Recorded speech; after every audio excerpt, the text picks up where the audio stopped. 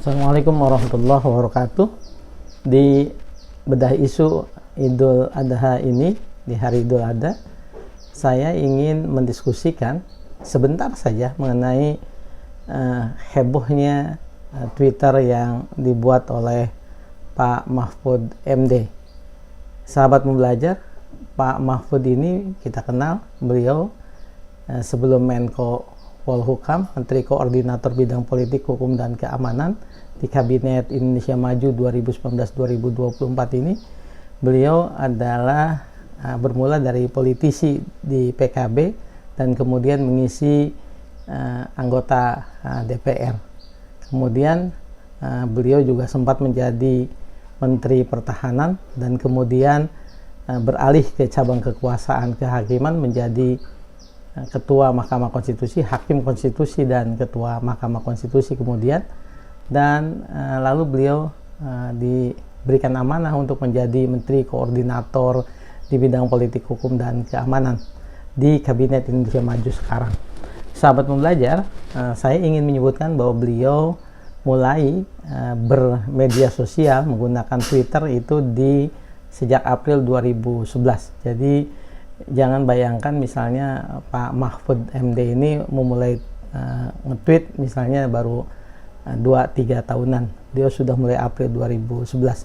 Lalu yang di tweetnya apa saja? Tentu beragam persoalan, tidak hanya urusan hukum ketatanegaraan, ilmu hukum yang merupakan bidang beliau, karena beliau adalah Pak Mahfud ini adalah salah satu begawan hukum di Indonesia, terutama hukum konstitusi dengan kajian politik hukum.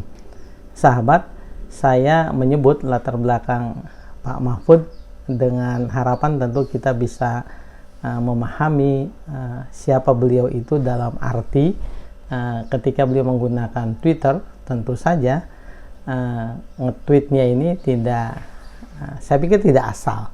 Kenapa? Karena beliau sudah mempertimbangkan banyak hal. Ketika saya membuat video ini sudah ada 3 tweet beliau. Yang pertama, yang terakhir ini mengenai ada hadis yang mengatakan barang siapa yang punya kelonggaran menyembelih hewan untuk berkurban tetapi tidak berkurban, maka janganlah mendekati tempat salat kami. Lalu beliau tutup dengan kalimat kesempatan berkurban masih terbuka sampai 3 hari lagi. Lalu 19 jam sebelum saya mengupload video ini, Pak Mahfud juga nge-tweet soal ada kaidah usul fikih yang artinya menghindar dari bencana harus didahulukan dari meraih kebenaran. Nah, konteksnya beliau mengingatkan bahwa menghindari COVID-19 itu wajib dihindarkan, harus dihindarkan lebih dahulu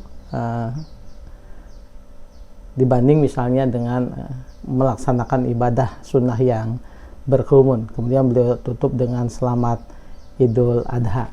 22 jam yang lalu beliau mengatakan bahwa saat bangsa Indonesia dihina oleh kolonialisme, lahirlah Persyarikatan Muhammadiyah. Sang surya telah bersinar, ayo bangun, lawan kebodohan, terjang penjajahan, serunya. Selamat, Muhammadiyah sudah mendaki seabad perjuangan dan teruslah mengisi jiwa dan membangun raga Indonesia. Beliau menyampaikan ucapan selamat untuk Muhammadiyah, 1 abad Muhammadiyah.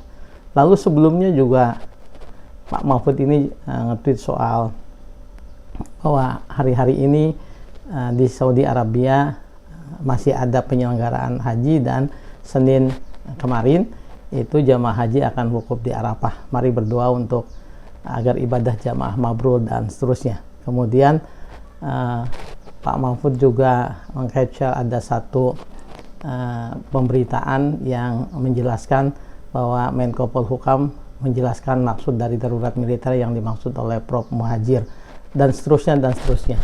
Sahabat, saya ingin kemudian turun sampai ke bawah pada tanggal 15. Tanggal 15 itu beliau nge-tweet soal ketika di masa PPKM lalu beliau menikmati menonton serial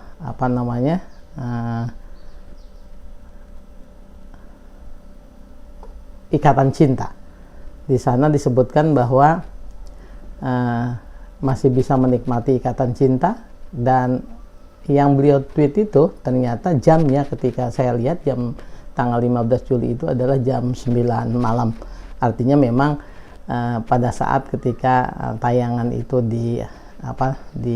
ditayangkan begitu ya. Karena kalau tidak salah tayangan itu mulai jam 19.45 dan kemudian berakhir sampai jam 21-an begitu. Pak Mahfud juga mengkutip lagi itu jam 19.16 ya, pembunuh Roy adalah Elsa. Sarah, ibu Elsa, mengaku sebagai pembunuh dan diminta dihukum demi melindungi Elsa. Lah dalam hukum pidana, kata beliau, tak sembarang orang mengaku lalu ditahan. Kalau begitu nanti banyak orang yang berbuat jahat lalu menyuruh atau membayar orang untuk mengaku sebagai pelaku yang sebenarnya, sehingga pelaku yang sebenarnya bebas. Saya ingin menyoroti, dilihat dari apa yang saya baca, saya pelajari begitu.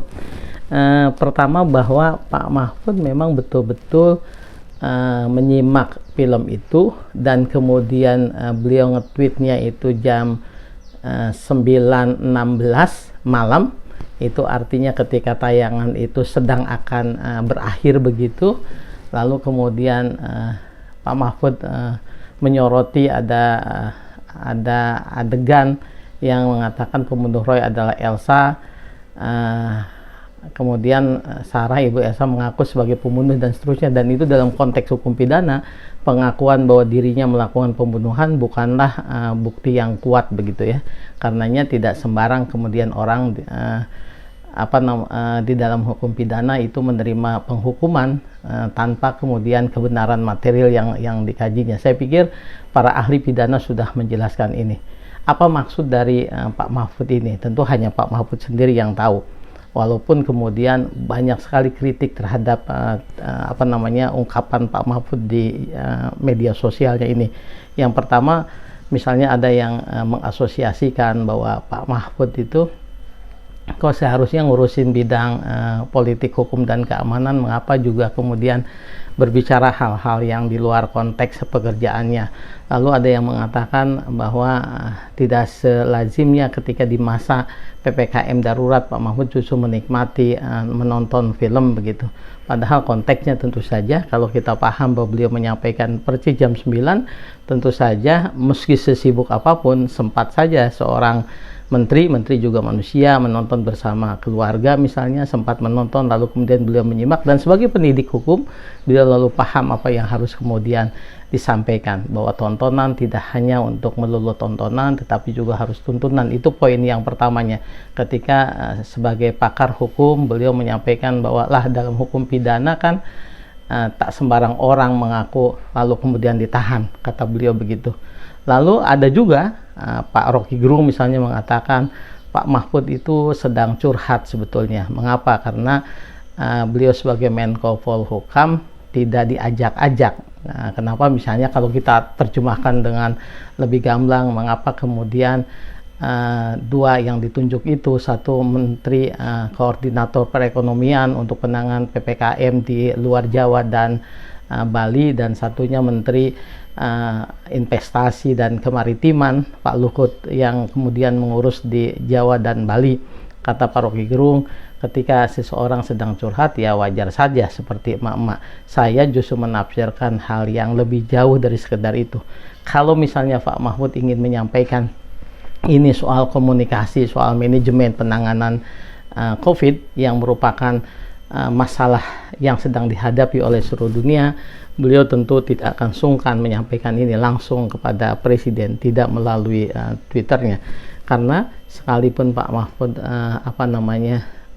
lama sekali di Jogja, karakter beliau sebagai putra Madura tetap saja, dan juga kemampuan beliau berkomunikasi dengan Pak Presiden tentu tidak diragukan lagi. Pak Mahfud akan langsung menyampaikan kepada Presiden soal koordinasi penanganan COVID ini. Saya pikir banyak hal ya dari apa yang saya sampaikan, paling tidak ada 3 catatan. Yang pertama, Pak Mahfud ingin mengatakan bahwa tontonan itu tidak hanya tontonan tapi juga harus tuntunan. Paling tidak ada penyesatan dari sisi keilmuan hukum, karena beliau menjelaskan itu. Yang kedua, beliau masih juga bisa menikmati suasana bersama keluarga dan sempat menonton, tapi setelah menonton tidak sekedar menonton tetapi ada pelajaran penting yang disampaikan. Dan yang ketiga, jika kemudian ditafsirkan oleh banyak orang sebagai bagian dari kok Pak Mahfud kemudian bicara banyak hal di Twitternya, tidak hanya urusan politik, hukum, dan keamanan, selalu saja menurut saya ada hal-hal yang selalu beliau kaitkan ketika beliau bicara soal asas dalam hukum Islam, kaidah dalam hukum Islam. Tentu kontekstualnya adalah ketika membicarakan hari-hari besar keagamaan, kasus-kasus keagamaan, masalah-masalah keagamaan yang berhubungan dengan kebangsaan.